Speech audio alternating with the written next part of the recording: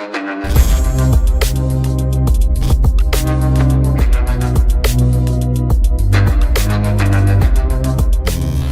वालेकुम गाइस, कैसे हैं आप? उम्मीद करता हूं कि आप सब खैरियत से होंगे, खुश होंगे और हमारी दुआ है कि आप हमेशा खुश रहें, हंसते और मुस्कुराते रहें। मेरा नाम है रहमान अनवर और मैं हूं मोहम्मद सईद और मैं हूं ज़फ़र इकबाल। और आज हम जिस वीडियो पर रिएक्ट करने जा रहे हैं, इस वीडियो का टाइटल है Pakistan desperate for food Riot like situation.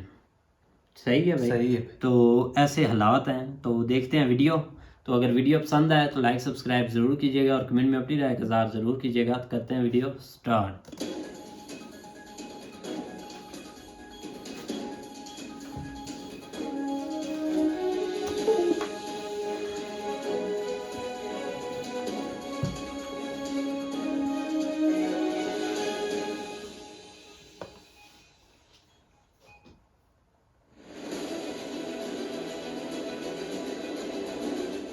ये जो कह रहे हैं shameful for a nuclear power, बात न्यूक्लियर पावर की नहीं है। Shameful for anybody to bag.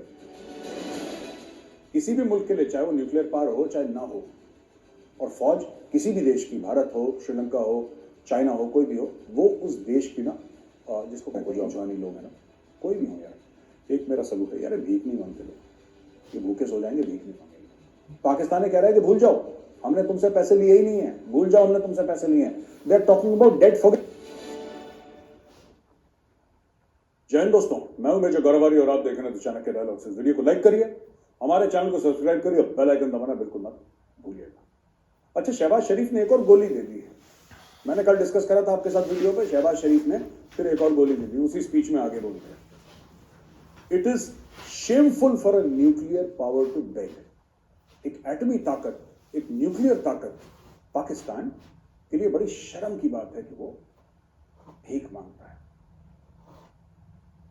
अब कोई शर्म वरम की बात नहीं, ये सब ना झूठ बोलते हैं शहबाज शरीफ कि हमें बड़ी शर्म आती है। शर्म क्या आती है? तुम तो प्रोफेशनल बेकारी हो, तुम्हें शर्म किस चीज की आती है? अपना काम करने में क्या शर्म है यार? भाई अगर कोई लोहार है और वो लोहे की चीज बना रहा है तो उसको फक्र है। अगर मैं फौजी था, मुझे अपने फौजी होने में फक्र है। जो सुनार है उसको सोने का काम करने में फक्र है। जो IT इंजीनियर है वो सॉफ्टवेयर करता है, कोडिंग करता है, उसको उसमें फक्र होता है। दुकानदार कोई चीज बेचता है वो बड़ा प्राउडली बेचता है। तो भाई तुम भिखारी हो, यू शुड फील प्राउड। तुम्हें फख्र होना चाहिए कि तुम भिखारी और क्या भीख मांगते हो। और दुनिया के इतिहास में, पूरी इस दुनिया की तारीख में तुम लोग जैसे भिखारी पैदा नहीं हुए। You are professionals, you are high degree of professionals. तो इसमें शहबाज शरीफ साहब बुरा मानने वाली कोई बात नहीं है। ये अपने ना डोमेस्टिक ऑडियंस को चूरन खिलाने वाला, हमारा दिल टूट गया। जब भी हम भीख मांगते हैं ना, हमारा दिल टूट जाता है। हम चाहते नहीं, हम बड़े गैरतमंद लोग हैं, हम बड़े इज्जतदार लोग हैं। जब किसी इज्जतदार बंदे को भीख मांगनी पड़ती है तो उसका कितना दिल टूटता होगा, सोचो। ये ऐसे डायलॉग मारते हैं झूठे। इमरान खान ने क्या बोला था? मैं सुसाइड कर लूंगा। तो भाई साहब यूट्यूब में जाके देखो इमरान खान के बयान। इमरान खान ये कहता है कि मैं एक्चुअली सुसाइड कर लूंगा अगर मुझे IMF के पास जाके हाथ फैलाने पड़े या किसी के सामने भीख मांगनी पड़े। मैं कशकोल तोड़ दूंगा। और सबसे ज्यादा भीख इमरान खान ने मांगी। तो ये सब पाकिस्तानियों को झूठ बोल बोल के, और पाकिस्तानी भी पता नहीं क्या मासूम है, क्या चक्कर है, मुझे नहीं पता यार इनका क्या प्रॉब्लम है कि ये जो भी इनको गोली देता है गोली स्वॉलो कर लेते हैं गोली। तो ये कहते हैं साहब बड़ा शेमफुल है। शेमफुल तो है ही। और ये जो कह रहे हैं shameful for a nuclear power, बात न्यूक्लियर पावर की नहीं है। Shameful for anybody to beg. किसी भी मुल्क के लिए, चाहे वो न्यूक्लियर पावर हो चाहे ना हो, उसके लिए शेमफुल है। और यहां पर मैं पाकिस्तानी भाई बहनों से चाहता हूं एक सवाल अपने आप से पूछें, इस न्यूक्लियर हथियार ने आपको क्या दे दिया? क्या दे दिया इसने आपको? इसने खाना दे दिया, इसने बीमार का इलाज करा दिया, भूखे के पेट में रोटी डाल दी। इसने करा क्या आपको? आपकी गैरत पे 4 चांद इसने लगा दी। करा क्या? कुछ नहीं करा। आज इसी न्यूक्लियर वेपन के चक्कर में आप लोग डरे डरे जैसे सांप सूंघ गया हुआ घूम रहे, कहीं ये ना ले ले हमसे, कहीं ये ना ले ले। अब तो इसी को गिरवी रखने की बात आ गई। पाकिस्तानी मीडिया में ये सब बातें हो रही हैं कि हमारे आपके न्यूक्लियर हथियार किसी को नहीं चाहिए, ठीक है, और ना आपके ऊपर कोई अटैक कर रहा है। आप पहले एक बात समझ लीजिए, ना आपके ऊपर कोई अटैक कर रहा है। और अगर आप अपना इतिहास, अपनी तारीख पढ़ें तो आप ही ने भारत के ऊपर अटैक करा है। और आपके खुद लोग ये कहते हैं, आपके लोग खुद ये एडमिट करते हैं छाती ठोक के, और हम गाजी हैं, हम मोमिन हैं, हम पता नहीं क्या क्या अजीब व गरीब नाम, हम मुजाहिद हैं, हम फलाने हैं। तो यार एक बार जीत भी जाओ ना लड़ाई यार। इतने तुम्हारे नाम इतने लंबे हैं, तुम्हारे 10-10 फुट के तुम्हारे नाम हैं, और हरकतें तुम्हारी इतनी छोटी हरकतें। तो भाई जितने लंबे तुमने नाम रख रखे हैं, गाजी, मुजाहिद, फलाना ढिमका, तो कुछ जीत के भी तो दिखा दो कि सिर्फ शेरो शायरी करनी है तुमने। हिंदू खा जाएगा, इंडिया अटैक कर लेगा, यही तुम्हारे दिमाग में कूड़ा डाल के बचपन से तुम्हें बिगाड़ दिया। तुमने बोला हमें बम चाहिए, उसने क्या बोला जुल्फिकार अली भुट्टो ने, we will eat grass but we will have our own weapon, our own bomb. Zulfikar Ali Bhutto, Benazir का बाप और ये बिलावल का नाना, इसने क्या बोला था, हम घास खाएंगे लेकिन एटम बम बना के छोड़ेंगे। एटम बम बना लिया। घास भी नहीं मिल रही अब तो, अब घास भी सर्दी में घास खा ही रहे हो। ओ भाई तुम घास खा रहे हो कि नहीं खा रहे, ये बताओ। खा रहे हो ना? कुत्ते खा जाते हैं घास के यार अच्छी eating है। grass। आप लोग घास खा रहे हो, लगातार घास खा रहे हो। क्यों खा रहे हो घास? आप इसलिए घास खा रहे हो क्योंकि आपने और चीजों पर तवज्जो नहीं दी। आपने हाथी पाल लिया, हाथी को घास कहाँ से खिलाओगे, चारा कहाँ से खिलाओगे, आपको पता ही नहीं। तो जो हाथी के लिए घास पे वो आप खा रहे हो, राइट? अब देखिए मेरे पास एक वीडियो है, ये वीडियो मैं नहीं दिखा पाऊंगा because I cannot show this video, क्योंकि फिर वो कॉपीराइट स्ट्राइक हो जाती है। ये मैं आपको ये दिखाना चाहता हूं कि एक प्रोफेसर सज्जाद राजा हैं, इन्होंने एक वीडियो डाला है, बड़ा वायरल हो रहा है, और हम वीडियो के स्क्रीनशॉट्स आपको दिखाएंगे। हम स्क्रीनशॉट्स दिखाएंगे, पूरा वीडियो नहीं दिखाएंगे आपको, स्क्रीनशॉट्स दिखाएंगे। और ये प्रोफेसर साहब हैं, प्रोफेसर साहब का जरा एक ट्वीट मैं आपको पढ़ के दिखाता हूं। This isn't a motorcycle rally, people in Pakistan are desperately chasing a truck carrying wheat flour, hoping to buy just one bag. People of Jammu and Kashmir should open their eyes. Lucky not to be Pakistani and still free to take a decision about our future. Do we have any future with Pakistan? Pakistan का झंडा बना रखा है। ये मैं चाहता हूं editor साहब जरा ये स्क्रीनशॉट्स लगाएं, यहाँ पे वीडियो ना लगाएं लेकिन स्क्रीनशॉट्स लगाएं इस वीडियो के, ग्रैब्स जिसको हम कहते हैं। और ये देखिए किस तरीके से लोग यहाँ पे भूखे हैं, पीछे लड़ रहे हैं एक बोरी आटे के लिए, और मोटरसाइकिल से पीछा कर रहे हैं ट्रक का कि किसी तरीके से हमें आटा मिल जाए, सस्ता आटा मिल जाए, जो वो है। पूरी देखिए, पूरी मोटरसाइकिल की रैली है पीछे, ये आप देख सकते हैं अपने स्क्रीन पे। तो दोस्तों ये पाकिस्तान में हो रहा है। तो मैं ये पूछना चाहता हूं कि स्वाद आ गया आप लोगों को, खुशी हो गई, एटम बम आपका है, एटमी मुल्क। हर चीज में पाकिस्तानियों से पूछो, वो साडा एटमी मुल्क है, हो गया एटमी मुल्क। तो भाई साहब पढ़ाई लिखाई भी कोई चीज होती है, इल्म भी कोई चीज होता है। कुरान शरीफ में सबसे पहले क्या बात लिखी गई है? इकरा। इकरा ये फर्ज है मुसलमान पे, टू रीड। इकरा मतलब पढ़ो। कुरान शरीफ का पहला हुक्म है पढ़ो, वो तुमने पढ़ा नहीं, तुमने बम और बना लिया। ठीक है, अब तुमसे समझ नहीं रहा, अब तुम्हारे गले सूख गए हैं। तो फिर ये पूरा फ्रॉड, ये इस्लामिक जमहूरिया पाकिस्तान, ये सब ये फ्रॉड करना बंद करो। खैर एनीवे दोस्तों, श्रीलंका ने बोला है कि हम जो अपनी मिलिट्री है हम इसको कट करेंगे। तो ये अल जजीरा का आर्टिकल है जो मैं कोट करना चाहता हूं। श्रीलंका का ये कहना है कि भाई जो हमारी फौज है ना, ये इसका 1/3 यानी कि 1,35,000 हम लोग काट देंगे इसको, इतनी फौज कम कर देंगे। और 2020 तक 1 लाख और उसके ऊपर काट देंगे। बेसिकली ये कह रहे हैं कि हमें फौज की इतनी जरूरत नहीं है जो हमने एक जमाने में इतनी बड़ी फौज इकट्ठा कर रखी थी। तो एलटीटी का मामला था, और इनको कोई एक्सटर्नल थ्रेट तो है नहीं श्रीलंकन्स को। ऐसा तो नहीं कि इंडिया अटैक कर रहा है कोई और इनको अटैक कर रहा है, ऐसी बात नहीं। हमारे बड़े अच्छे संबंध हैं। तो श्रीलंका को इतनी बड़ी फौज नहीं चाहिए। ये इन्होंने जब बिल्कुल बैंकरप्ट हो गया श्रीलंका, जब लोगों की पेट्रोल पंपों में लड़ाई होने लगी और जब मंत्रियों के घर में घुस घुस के चांटे मारने लगे मंत्रियों को, उनके स्विमिंग पूल में लोग नहाने लगे जाके वहां पे, और उनके घरों को उजाड़ दिया, आग लगा दी उनके घरों में, तब जाके एहसास हुआ कि बॉस आपको इतनी बड़ी फौज चाहिए नहीं। किस लिए चाहिए आपको? कौन आपको अटैक कर रहा है? तो इसलिए कह रहे हैं कि well balanced highly technical force हम करेंगे। छोटी फोर्स होगी, इफेक्टिव होगी, जो श्रीलंका अगर कभी प्रॉब्लम हो तो श्रीलंका का दिफा करे, श्रीलंका को प्रोटेक्ट करे। लेकिन छोटी फोर्स जो टेक्नोलॉजी में बिलीव करे, रैपिड रिस्पॉन्स करे, ये सब श्रीलंका कह रहा है। देखिए ना, श्रीलंका का एक बड़ा खूनी पास्ट रहा है एलटीटी के साथ, इनका जो लड़ाई हुई थी, और बहुत ज़्यादा उसमें इंडियन आर्मी भी गई थी। आप लोग कभी किसी वेटरन से मिलेंगे तो वो आपको ऑपरेशन पवन की, जो मुझसे सीनियर हैं, मेरे ज़माने में तो था नहीं ऑपरेशन पवन, मेरे ज्वाइन करने से 3-4 साल पहले, 5 साल पहले ख़त्म हो चुका था वो, लेकिन जो मुझसे सीनियर हैं वो आपको कहानियाँ सुनाएंगे ऑपरेशन पवन श्रीलंका की।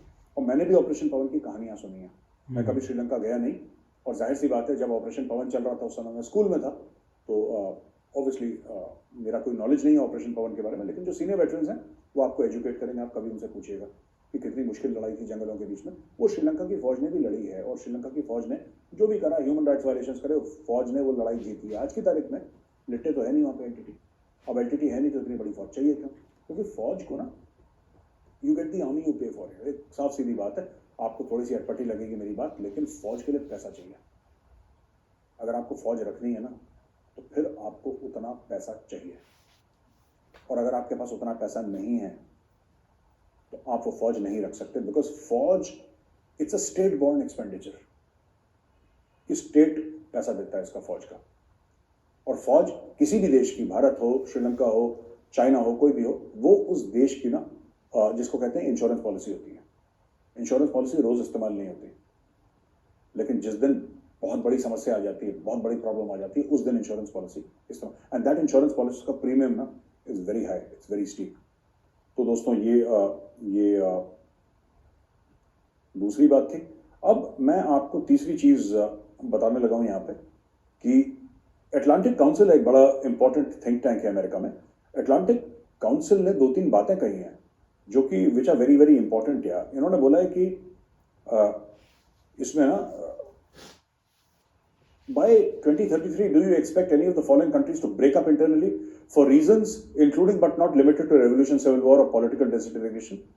तो इन्होंने जो इसमें दिया है, रशिया का 40% चांस दिया है कि रशिया टूट जाएगा, यानी कि रशिया रहेगा, लेकिन रशिया उस हालत में नहीं रहेगा जिस हालत में वो आज दिखता है। 40% चांस है रूस का, 8% है अमेरिका का, 6% है चाइना का, 1% है इंडिया का। यानी कि जो 4-5 बड़े मुल्क हैं उनका इन्होंने दे दिया। सबसे कम चांस है दंगा फसाद, पॉलिटिकल डिसइंटीग्रेशन, सिविल वॉर, जो सबसे कम चांस है वो इंडिया का है 1%, रशिया का है 40%। ये बताए which country is not currently a failed state but most likely to become a failed state within the next 10 years।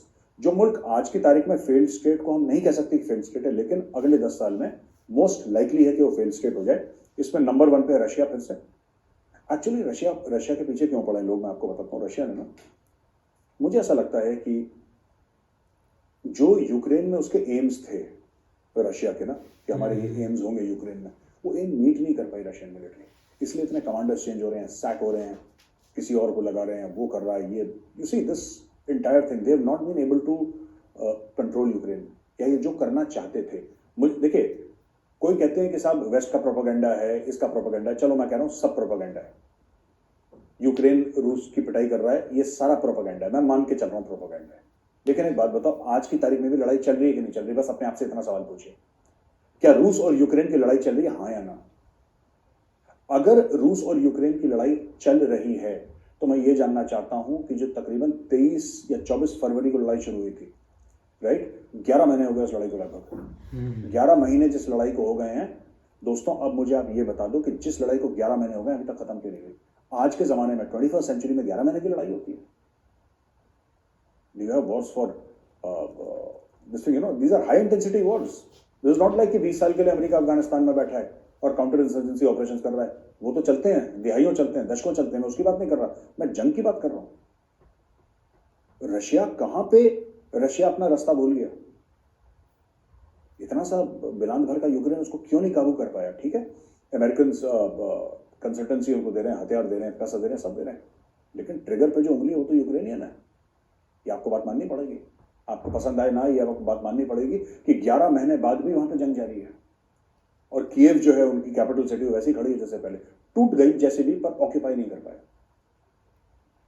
अगर रशिया के सारे एम, जो यूक्रेन में रशिया के एम थे, अगर रशिया ने वो एम हासिल कर लिए हैं अपने, जो रशिया चाहता था कि हमें हासिल करें, अगर वो हासिल कर लिए हैं तो लड़ाई खत्म क्यों नहीं हुई? मेरा ये सवाल है, पहला सवाल। दूसरा सवाल, अगर एम हासिल नहीं कर पाया रशिया तो इसका मतलब रशिया फंस गया, क्योंकि 11 महीने तक जंग चल रही है, तो अनहर्ड ऑफ है। 11 महीने तक जंग चल रही है आपकी, तो ये सब चीजें सोचने वाली हैं। इसलिए बोला है कि रशिया डिसइंटीग्रेट कर सकता है। करंट फॉर्म में रशिया नहीं रहेगा, रशिया पहले भी डिसइंटीग्रेट कर चुका है 1991 में, तो उनको ये है कि हाँ दोबारा ऐसा हो सकता है। अफगानिस्तान का 10% चांस है, 8% पे है पाकिस्तान, फिर है वेनेजुएला, और उसके बाद अमेरिका, सेंट्रल एशियन रिपब्लिक, ब्ला ब्ला ब्ला ब्ला ब्ला, और इसमें इंडिया का नाम है नहीं, फिर होना भी नहीं था इसमें इंडिया का नाम, तो ठीक है ना। तो फेल्ड स्टेट पाकिस्तान को क्यों कहते हैं? अफगानिस्तान को तो ये मामला है कि अब कोई रिकॉग्नाइज उनको करता नहीं है, और अफगानिस्तान के पास वो ट्रेड भी नहीं है, किसी का एम्बेसी भी नहीं है, इसलिए अफगानिस्तान को बोला है कि सब। लेकिन अफगानिस्तान भीख नहीं मांगता पाकिस्तान की तरह। अफगानिस्तान ने कभी अपना कटोरा लेके दुनिया भर में नहीं गया कि हमें 2 रुपए दे दो, 3 रुपए दे दो। ये बात आपको माननी पड़ेगी। वहां पे कितनी भी प्रॉब्लम्स हो अफगान के साथ, तालिबान के साथ कितनी भी प्रॉब्लम्स हो, whatever problems that the Afghan Taliban में have, I mean one thing I say, एक मेरा सलूट है अफगान के लोगों को, जो अफगानी लोग हैं ना, कोई भी हो यार, एक मेरा सलूट है यार, भीख नहीं मांगते लोग, ये भूखे सो जाएंगे, भीख नहीं मांगेंगे, ठीक है, unlike Pakistan which is next in line. अच्छा, पाकिस्तान के बारे में कह रहे हैं कि साहब ये इसका भी बैंड बजा हुआ है पाकिस्तान का। ये इसलिए पाकिस्तान का ज्यादा बैंड बजा हुआ है बिकॉज पॉलिटिकल इंस्टेबिलिटी है पाकिस्तान में। पॉलिटिकल इंस्टेबिलिटी के साथ ये और प्रॉब्लम है कि वहां पे किसी चीज की पॉलिसी नहीं है। ये सब इंडिविजुअल सेंट्रिक इनकी पॉलिटिक्स है पाकिस्तान की। इमरान खान कहता है मैं मसीहा हूं, मैं आ जाता हूं, सब कुछ ठीक हो जाएगा। शहबाज शरीफ कहता है मैं मसीहा हूं, नवाज शरीफ कहता है मैं मसीहा हूं, जरदारी भुट्टो, जरदारी का जो बेटा है ये बिलावल भुट्टो जरदारी, वो कहता है मैं मसीहा हूं, आ जाऊंगा। प्लान किसी के पास नहीं है, पॉलिसी किसी के पास नहीं है, टीम किसी के पास नहीं है, सब झूठ बोलते हैं। पाकिस्तान की सबसे बड़ी प्रॉब्लम यह है, lack of political talent. Political talent है नहीं। जहां पे फौज के बूट के नीचे पले बड़े हों, फौज के बूट के नीचे जो पॉलिटिकल पार्टीज है, जो सियासतदान फौज के बूट के नीचे पैदा हुए हैं और वहीं पे उन्होंने जन्म लिया है और वहीं पे बड़े हुए हैं, वो किस तरीके से, उनके क्या पॉलिटिकल सेंस होगा उन लोगों में। अभी भी इमरान खान ये कह रहा है कि इलेक्शन करवा दो, आर्मी चीफ से कह रहा है इलेक्शन करवा दो। अरे इलेक्शन कमीशन का काम है इलेक्शन कराना, आर्मी चीफ का काम है इलेक्शन कराना। तो सब लोग देखो, ये फौज को गाली दें नहीं दें, सब फौज से भीख मांगते हैं, क्योंकि उनको पता है कि करता धरता वही है, वही लोग भीख देंगे तब इनके घर चलेंगे। तो ये एक स्टोरी है। अच्छा, आगे चल के बड़ी बड़ी इंटरेस्टिंग चीज है इसमें कि we are heading for more countries with nuclear weapons and less cooperation on the stopping of these weapons, but not necessarily actual use. तो इसमें लिखा गया है कि which of the following countries will have nuclear weapons within the next 10 years? 68% chance है Iran का हो जाएगा अगले 10 साल में। सऊदी, ईरान क्या होगा तो ऐसा तो हो नहीं सकता कि सऊदी ना करे, सऊदी तो करेगा ही करेगा, इनके कट्टर दुश्मनी है। Saudi 32%, south Korea 19%। South Korea की भी मजबूरी है भाई, मजबूरी है साउथ कोरिया की। क्यों? क्योंकि north Korea daily missile fire करता रहता है, तो साउथ कोरिया के पास भी वेपन्स होने चाहिए। जापान 14% और बाकी अदर्स और no new countries will acquire 13%। लोग कहते हैं डोंट नो 10%, बट जापान को भी बहुत सॉलिड थ्रेट है। मैं तो इसमें कह रहा हूँ ऑस्ट्रेलिया भी करेगा, जापान भी करेगा, ये सब करेंगे। चाइना से सब परेशान है, ये सब के सब करेंगे। अच्छा दोस्तों, ये तो हमारा जो मेन न्यूज थी अभी तक वो आज की थी। मेजर साहब ने जैसा कि स्टार्ट किया है, शुरू से ही उन्होंने बोला है कि अब सबसे ज़्यादा तो भाई आटे पर ही वीडियोज़ आनी है। हमारा जो इधर आटा नहीं मिल रहा उस पर है, सीधी सी बात नहीं, काफी टॉपिक क्लियर किए नहीं, लेकिन सबसे पहले मेजर साहब ने जो हमारे इधर मेन जो इशू है वो है ही इस चीज़ का, तो फिर उन्होंने इस चीज़ से सारी बात है। बेरोजगारी काफी बड़ी है, लोगों को काम नहीं मिल रहा, टेक्सटाइल बंद हो रही हैं, जो कि छोटी मोटी थी ना इधर मिलने, तो वो भी बंद हो रही हैं, क्योंकि उधर भाई आप पता नहीं दिल में क्या बोल रहे हैं खुली बात करें कर रही है। नहीं मैं कुछ नहीं बोल रहा। तो वो ना, उनको एक मेन रीजन यही है कि वो भी बंद हो रहे हैं, लोगों की बेरोजगारी काफी बढ़ रही है, ऊपर से एक ठंड है, ठंड ने काफी मामले खराब किए हैं यार। अब आप मेजर, मैं बताता हूँ आपका, हमारा जो है ना, मैं अपनी इसलिए मिसाल देता हूँ क्योंकि हम थोड़ा सा फील्ड में रहते हैं, थोड़े बहुत हैं, तो हमारा तल्लक है बिजनेस जो भी चल रहे हैं कारोबार उससे रिलेटेड। तो आप ये अंदाज़ा लगा लें कि एक हमारी पार्टी थी, उसने जो है ना वो हमें हर सीजन के एंड के ऊपर जो है ना वो चेक दे देती थी 10 मिलियन के। तो वो क्या होता था कि उसने 5-5, 7-7 दिन के वक्फे के ऊपर जो है ना हमें देने होते थे, ताकि साथ साथ हम क्लियर करते जाएं और अपना निज़ाम जो है ना वो चलाते जाएं। तो अब इस दफ़ा क्या हुआ है कि वो अभी के अभी जो है ना वो तकरीबन 1.5 माह गुजर गया है, वो उनके जो 10 मिलियन के चेक है ना वो वैसे के वैसे ही पड़े हुए हैं, क्योंकि वो पीछे से पार्टियां क्लियर ही नहीं कर रही, क्योंकि वो अपने नहीं देते, आगे पार्टियों के जो है ना हमें दे देते थे, और पार्टियां जो है ना वो फ़ोन जैसे ड्यू डेट आती थी चेक जो है ना वो क्लियर हो जाता था। लेकिन यह कि इस दफ़ा ये हुआ है कि 5-5, 10-10, 20-20 दिन जो है ना वो आपके सामने 1.5 माह गुजर गया, अभी जो है ना वो हमारे चेक जो है ना वो फ्लॉप होकर पड़े हुए हैं। तो बात करने का मकसद ये है कि इस हद तक जो है ना वो ये पॉलिटिकल इंस्टेबिलिटी ने मुल्क का बेड़ा गर्क किया हुआ है। लोगों का जो है ना वो एतमाद उठ गया। कारोबारी जो लोग हैं ना वो अपना पैसा बिजनेस में इन्वेस्ट नहीं कर रहे। उन्होंने क्या किया हुआ, उन्होंने अपना सारा जो पैसा ना वो प्रॉपर्टी में लगा के चुप करके बैठ गए हुए हैं।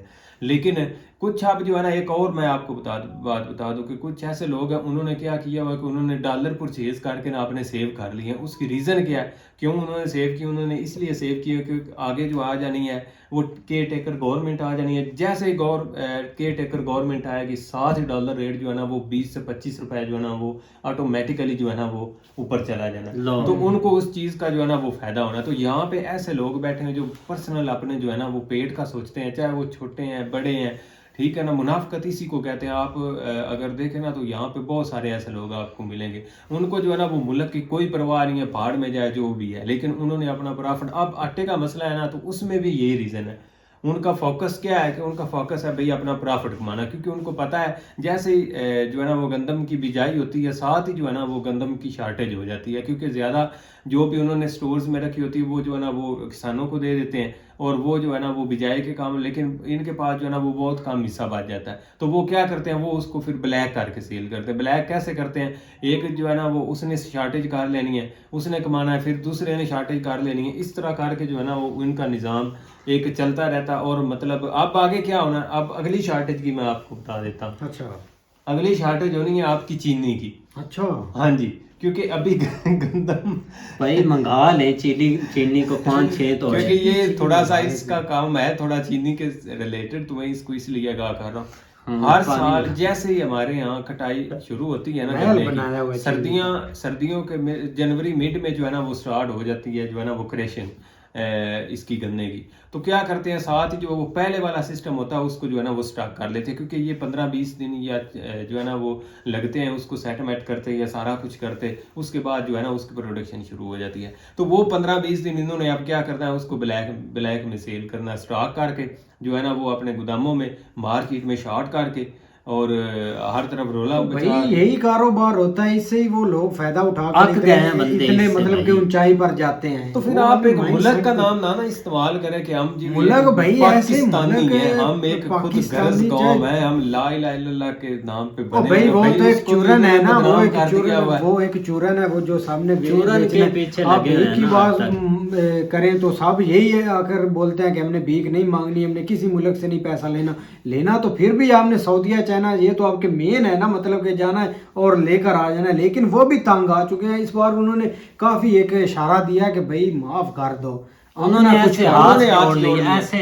इस बार टेंटों में बुलाकर बोला है कि भाई का एक पॉइंट अगर आपने गौर किया है कि नहीं, उन्होंने एक इकरा लफ्ज बोला है। हाँ, जो कि सबसे पहली वही हमारे नबी सल्लल्लाहु अलैहि वसल्लम के ऊपर नाजिल हुई थी, और उसमें पहला लफ्ज भी यही था, इकरा, पढ़। उसके ऊपर मुझे नहीं लगता कि हमारे हुक्मरानों ने, हम आ जाके फिर हुक्मरानों को दोष देते हैं, पता नहीं हमें किसी ने ये चीज़ सिखा दी है, किसी ने फोकस नहीं किया कि हम इस चीज़ के पीछे लगे। हम मानते तो हैं, ये भी उन्होंने कहा था मैं से लेकर लय तक, ठीक है ना, कब्र तक उन्होंने कहा था कि अपना जो है ना इल्म हासिल करो, चाहे आपको चीन जाना पड़े। तो उस वक्त चीन कितना दूर था।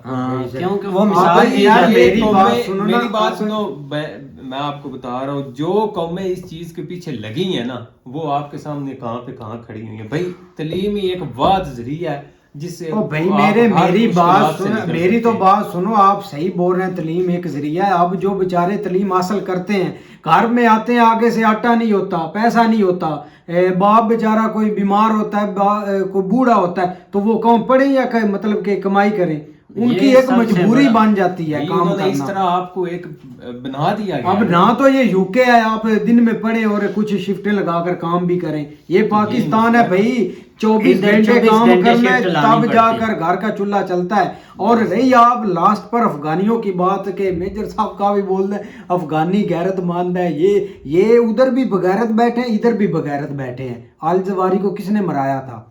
तालिबानों ने मराया था। कौन से? वो भी भाई अब डॉलर मुंह में आ चुके हैं। हकानी किधर गया?